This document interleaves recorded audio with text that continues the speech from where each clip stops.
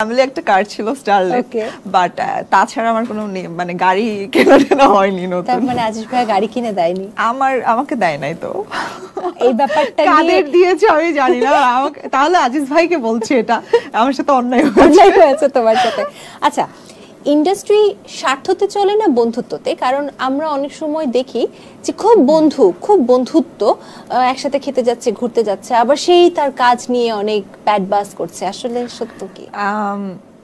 আমি খুব straight forward বলে ফেলি, আমি জানি অনেকে রাগ করতে পারে, বাট এটা অনেকেই বলেছেন, অনেক আর্টিস্টরাও এখন পর্যন্ত বলেছেন। আমারও এটা মনে হয়েছে অনেকবার, এই ইন্ডাস্ট্রিতে আসলে কেউ কারো বন্ধু না, এবং বন্ধু হয়ে থাকেও না। মানে আমার মনে হয় বন্ধুত্ব শুধু কাজের বন্ধুত্ব থাকাটা উচিত, বাইরের পার্সোনাল লাইফে বন্ধুত্ব ইগনোর করাটা বেটার, কারণ তাতে কাজের জায়গাটা আবার নষ্ট হয়ে যায়। সো আমার মনে হয় কাজের সেক্টরে আমরা যখন সেটে থাকি বা কাজ নিয়ে যখন আমরা কমিউনিকেট করি তখন ফ্রেন্ডশিপ ইজ গুড, বাট যখন আমি একদম আমার বাসার মানুষটা, তখন মনে হয় আমার যারা ফ্রেন্ড ছিল ছোটবেলা থেকে, স্কুল কলেজ, ওরা আসলে রিয়েল ফ্রেন্ড, ওদের মতো ফ্রেন্ড কখনো কেউ হয় না। ওকে, তার মানে ইন্ডাস্ট্রিতে কে কারোর বন্ধু না, এটা আমি সরি যে অনেকে এটা মাইন্ড করতে পারে, বাট আমি এটা অনেকবার খেয়াল করে দেখেছি, আসলে ইন্ডাস্ট্রিতে কেউ কারো বন্ধু না। প্রত্যেকে এখানে কাজ করতে আসছে। আমরা আসলে একটা অফিসে যখন জব করি, আমাদের যারা কলিগস থাকে তাদের সাথে আমরা কমিউনিকেট করি, বাট আসলে they are not my friend, because তারা আমাদের কাজের সেক্টর আমাদের আশেপাশে শেয়ার করে, হ্যাঁ, বাট তারা কিন্তু আসলে কখনোই আমাদের পার্সোনাল লাইফ ওরকম নিড না, বা তারা আসলে আমাদের পার্সোনাল লাইফের ওই নিডের জায়গাটা ফুলফিলও করে না। সো আমার মনে হয় না, আসলে এটা কোথাওই হয় না। তার মানে ফারিন খানের ইন্ডাস্ট্রিতে ফ্রেন্ড খুব কম? আমার ইন্ডাস্ট্রিতে ফ্রেন্ড খুব কম না, আমার কোনো ফ্রেন্ডই নাই ইন্ডাস্ট্রিতে। ওকে, সো বোরিং, একদম বোরিং। আমরা একটা জিনিস দেখি নাটকে ইদানিং হচ্ছে জুটি বেঁধে কাজ করা, অমুকের সাথে অমুক জুটি, তাদের আবার ব্যক্তিগত সম্পর্ক, হঠাৎ করে সম্পর্ক ভেঙে গেল, জুটি ভেঙে গেল। আচ্ছা, এই ব্যাপারগুলো ইন্ডাস্ট্রিতে এত প্রখর হয়ে উঠছে কেন? এইটা তো আসলে যারা এই ধরনের সিচুয়েশন ফেস করছে, নিশ্চয়ই কিছু না কিছু ফিল করছো, ফেস করেছে যারা, তারা আসলে ভালো বলতে পারবে। আমার কাছে মনে হয় যে এর জন্য আমি প্রথম কথাটা এর জন্যই বলেছিলাম যে পার্সোনাল বন্ধুত্ব হলেই কাজের সেক্টরে ঝামেলা হবে, এর জন্য বন্ধুত্বই করা উচিত না।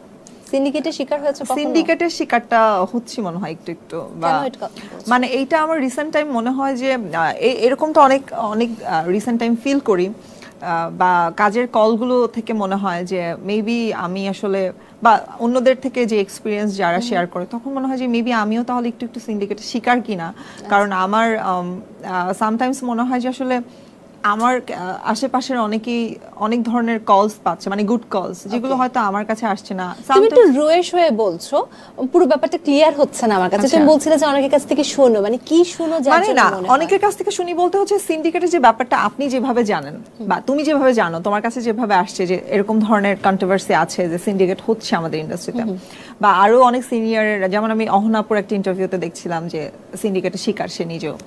তো এই জিনিসটা আসলে এখন সামটাইম আমার মনে হয় যে মেবি এটা হয়, ইন্ডাস্ট্রিতে হচ্ছে, বা সব সেক্টরে যেমন পলিটিক্সটা আছে ওইটা আমাদের ইন্ডাস্ট্রিতেও মেবি আছে। সো অনেক কলস যখন আমাদের কাছ থেকে আসে না বা চলে যায়, তখন মনে হয় যে মেবি আসলেই সিন্ডিকেট বলতে কিছু একটা আছে। আর আমি আসলে এখনো প্রপার সেটা ফেস করে উঠিনি, বাট সামটাইমস মনে হয়। আচ্ছা, তোমার কাছে একটা খুব সিম্পল প্রশ্ন, এই জুটি বেঁধে কাজ করার জন্য কি ইন্ডাস্ট্রিতে সিন্ডিকেট শব্দটার ব্যবহার বেশি হচ্ছে? মেবি, কারণ অনেক ক্ষেত্রে হয় কি, জুটি বেঁধে কাজ করার মাথায় যদি এটা সেট হয়ে যায়, তখন হয় কি যে আমি ওকেই জাস্ট কাজের জন্য, মানে কল হয়, ডিরেক্টরদের সাথে কথা হয়, কমিউনিকেট হয়। এটা আসলে আমি সরি, এটা ম্যাক্সিমাম ক্ষেত্রে আসলে মেল আর্টিস্টদের ক্ষেত্র থেকে বেশি হয়, কারণ আমাদের ইন্ডাস্ট্রি হচ্ছে মেল ডমিনেটিং ইন্ডাস্ট্রি।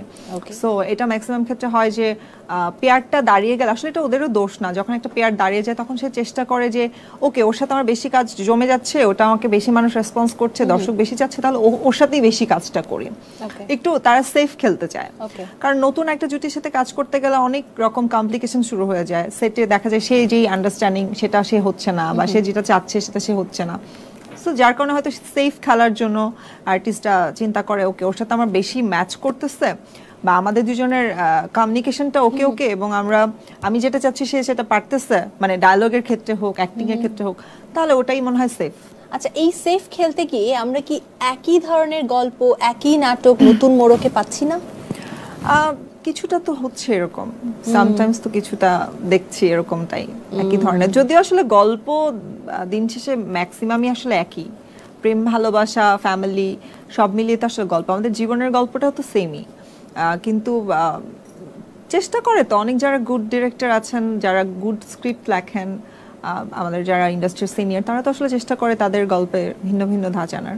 এই যে গল্পের ভিন্ন ভিন্ন ধাঁচ, কোন ধরনের ধাঁচে কাজ করতে এখন বেশি তুমি স্বাচ্ছন্দ্য বোধ করছো? আমার কাছে এখন আসলে মানে সত্যি বলতে এখন আমি যেই অবস্থানে দাঁড়িয়ে আছি, সেই অবস্থানে আসলে আমার এখনো এত ডিসিশন নেওয়ার মতো যোগ্যতা হয়নি।